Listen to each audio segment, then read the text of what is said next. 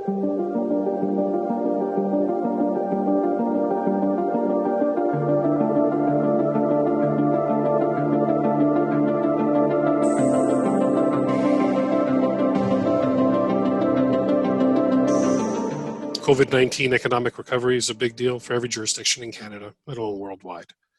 But do you believe, as part of a COVID-19 economic recovery plan, new infrastructure commitments and investments should be part of that plan? Something like the new, like replacing the Massey Tunnel with a new bridge?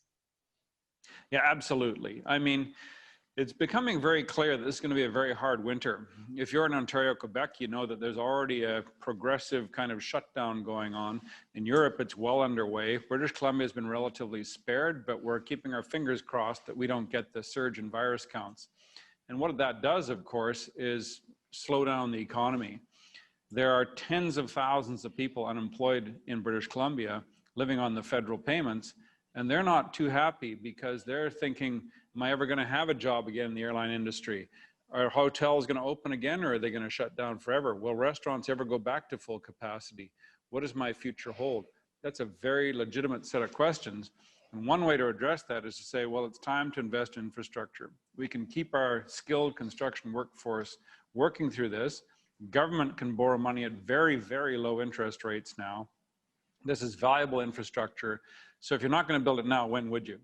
You've got the available skilled force, you've got access to capital, you've got a demonstrated public need. So on Monday of this week, we were out in Richmond and said, look, it's time to replace the 1958 four-lane Massey Tunnel with an appropriate bridge that was approved before the NDP came in office and canceled the project.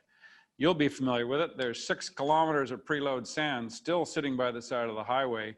$95 million was sunk into that project, and the NDP wrote it off.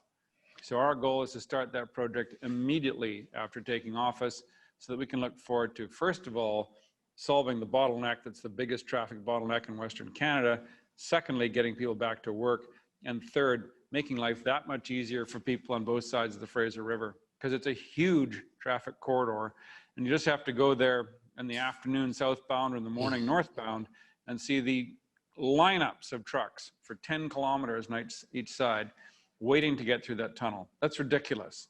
Let's deal with the problem. Let's fix it.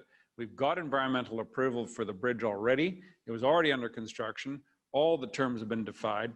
There'll have to be the rebid process to get it going again, but it's clearly the only way to go, because the alternative that the NDP are muttering about is somewhere in the far distant future putting 500,000 tons of concrete into the bottom of the Fraser River, one of the most sensitive salmon habitats in the world, and over the objections of the Musqueam and Tsawwassen First Nations, and they would drag them through the courts for a decade.